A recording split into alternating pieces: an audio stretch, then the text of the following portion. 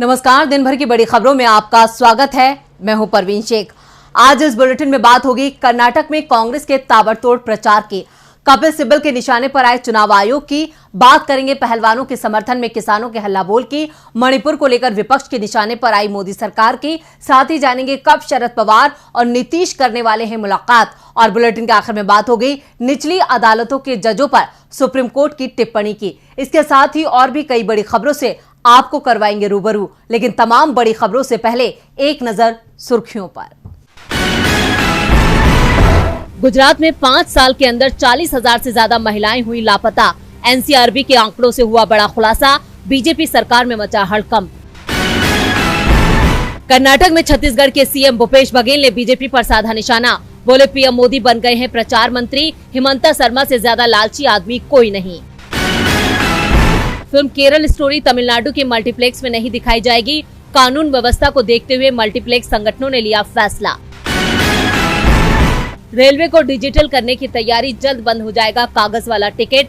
Digital होने से फर्जी रेल टिकट के धंधे पर लगेगा अंकुश। ये तो थी सुर्खियां और अब बात आज की सबसे बड़ी खबर की। कर्नाटक चुनाव प्रचार अब से कुछ घंटों बाद समाप्त हो जाएगा। ऐसे में सभी राजनीतिक दलों ने प्रचार के मैदान में अपनी पूरी ताकत लगा दी है।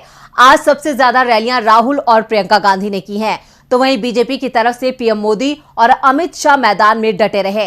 प्रचार के दौरान राहुल डिलीवरी बॉय के स्कूटर पर सवारी करते हुए भी नजर आए। कैसे आज जनता के बीच नेताओं ने छोड़े शब्दों के तीर, देखते हैं ये रिपोर्ट। कर्नाटक में 10 मई को होने वाले विधानसभा चुनाव के लिए कांग्रेस अध्यक्ष मल्लिकार्जुन खड़गे, राहुल गांधी और प्रियंका गांधी अब तक 44 रैलियां, 13 रोड शो, महिलाओं और युवाओं के साथ 6 संवाद और साथ ही कार्यकर्ताओं के साथ 5 बैठकें कर चुके हैं। आज भी खड़गे ने 3 सभाओं में हिस्सा लिया, जहां उनके निशाने पर बीजेपी रही, तो राहुल और प्रियंका गांधी ने आज 7 रैलियों को संबोधित किया। राहुल ने आनेकल में शाम 4 बजे और पुलकेशी नगर में 6 बजे 2 जनसभाओं को संबोधित किया। इस अलावा शिवाजी नगर में राहुल की बड़ी रैली हुई। राहुल गांधी ने आज बेंगलुरु में एक डिलीवरी बॉय के स्कूटर पर सवारी भी की। इधर कांग्रेस महासचिव प्रियंका गांधी अपने प्रचार के आखिरी दिन मुदा बिद्री, बेंगलुरु साउथ और शिवाजी नगर में रैलियां की। महादेवपुरा और बेंगलुरु साउथ में प्रियंका का रोड शो। प्रियंका की पहली रैली मुदा बिद्री में 2:30 बजे हुई। कांग्रेस के इस ताबड़तोड़ प्रचार से बीजेपी की चिंता बढ़ती जा रही है। वहीं आज बीजेपी की तरफ से पीएम मोदी ने अपने प्रचार के आखिरी दिन रोड शो और 2 रैलियां की। पीएम मोदी ने आज भी बेंगलुरु में रोड शो किया। उनका ये रोड शो 10 किलोमीटर लंबा था। उसके बाद उन्होंने शिवमोगा में रैली की, जहां उन्होंने कांग्रेस पर निशाना साधा।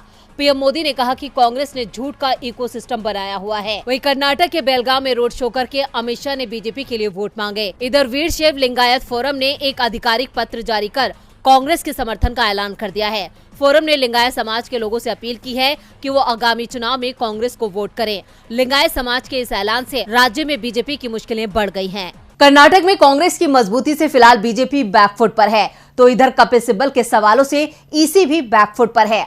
कर्नाटक में चुनाव प्रचार के लिए महज अब 1 दिन बचा है। ऐसे में कांग्रेस के विज्ञापन से बीजेपी बौखला गई है, क्योंकि इस विज्ञापन में कांग्रेस ने बीजेपी के भ्रष्टाचार की पोल खोल दी है, जिस पर ईसी ने कांग्रेस को नोटिस भेज दिया है। क्या है पूरा मामला, देखते हैं इस रिपोर्ट। कर्नाटक विधानसभा चुनाव में कांग्रेस ने बीजेपी के खिलाफ जोरदार विज्ञापन अभियान जारी कर रखा है। बीजेपी की शिकायत पर चुनाव आयोग से नोटिस मिलने के अगले ही दिन कांग्रेस ने एक बार फिर विज्ञापन के जरिए बीजेपी पर हमला बोला है। आज प्रकाशित हुए विज्ञापन में कांग्रेस ने बीजेपी पर राज्य को लूटने का आरोप लगाया है। नए विज्ञापन में कांग्रेस ने बीजेपी की राज्य सरकार को ट्रबल इंजन सरकार बताया है। ऐसा कहने पर कांग्रेस को पहले ही चुनाव आयोग से नोटिस मिल चुका है। ताजा विज्ञापन में कांग्रेस ने सभी जरूरी सामानों की कीमत की 2014 से तुलना करते हुए बीजेपी पर हमला बोला है। कांग्रेस ने चुनाव में भ्रष्टाचार को प्रमुख मुद्दा बनाया है। बोम्मई के नेतृत्व बीजेपी सरकार को कांग्रेस 40% कमीशन वाली सरकार कहती रही है। इन्हीं आरोपों को लेकर कांग्रेस ने करप्शन रेड कार्ड विज्ञापन अखबारों में दिया था। इस विज्ञापन को लेकर बीजेपी ने कांग्रेस के खिलाफ चुनाव आयोग में शिकायत की थी। शिकायत के बाद चुनाव आयोग ने कांग्रेस की कर्नाटक इकाई को नोटिस भेजा था। नोटिस में कहा गया है कि प्रथम दृष्टया ऐसा लगता है कि कांग्रेस विज्ञापन के जरिए आदर्श आचार संहिता का उल्लंघन कर रही है। नोटिस पर कांग्रेस को आज शाम तक जवाब भेजना है। कांग्रेस को नोटिस मिलने पर राज्यसभा सांसद कपिल सिब्बल ने निर्वाचन आयोग पर निशाना साधा। उन्होंने कहा कि आयोग कांग्रेस से तो सवाल पूछता है, लेकिन पीएम से सबूत मांगने की उसकी हिम्मत नहीं है। एक ट्वीट में सिब्बल ने लिखा, चुनाव आयोग ने भाजपा के खिलाफ भ्रष्टाचार के दावों के लिए कांग्रेस से सबूत मांगा है। पीएम ने कांग्रेस पर आतंकवाद से जुड़े लोगों के साथ पिछले दरवाजे से राजनीतिक सौदेबाजी करने का आरोप लगाया। इस पर सबूत मांगने के बारे में क्या है? क्या आयोग में पीएम से सबूत मांगने की हिम्मत नहीं है?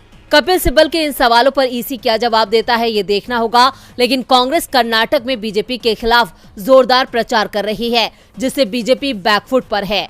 कर्नाटक के सियासी खेल में कांग्रेस के दांव से बीजेपी है। पहलवानों के धरने से मोदी सरकार भी पस्त नजर आ रही है। भारतीय कुश्ती महासंघ के अध्यक्ष बृजभूषण शरण सिंह की गिरफ्तारी के लिए पहलवानों का दिल्ली के जंतर मंतर पर धरना आज 15वें दिन भी जारी रहा। आज जंतर मंतर पर महापंचायत हुई, जिसमें देश भर से खापे पहुंची। तो क्या कहा किसानों ने, देखते हैं ये रिपोर्ट। दिल्ली के जंतर मंतर पर धरना दे रहे पहलवानों का आज 15वां दिन है।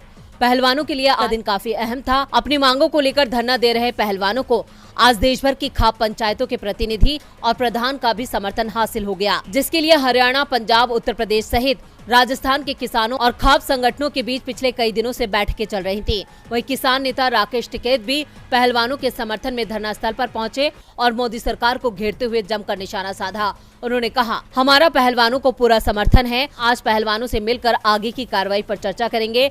भारतीय कुश्ती संघ के अध्यक्ष बृजभूषण शरण सिंह को गिरफ्तार करना चाहिए। आखिर मोदी सरकार की आलोचना क्यों नहीं हो रही है? क्या इस पर अब हमें राहुल गांधी की आलोचना करनी चाहिए? मैं पूछता हूं कि अभी तक बृजभूषण सिंह की गिरफ्तारी क्यों नहीं की गई? इन सब का भूत उतारना पड़ेगा। इसे उतारने के लिए कभी कभी मिर्च का उपयोग करना पड़ता है, नहीं तो कभी कुछ और भी करना पड़ता है। पहलवानों के समर्थन में आज भाकियू के अध्यक्ष नरेश टिकैत भी पहुंचे, जहां उन्होंने पहलवानों के बयान सुने और चर्चा की। किसानों का पूरा समर्थन इस बार पहलवानों के साथ है और पहलवानों को इंसाफ दिलाने में पूरा जोर लगाएंगे।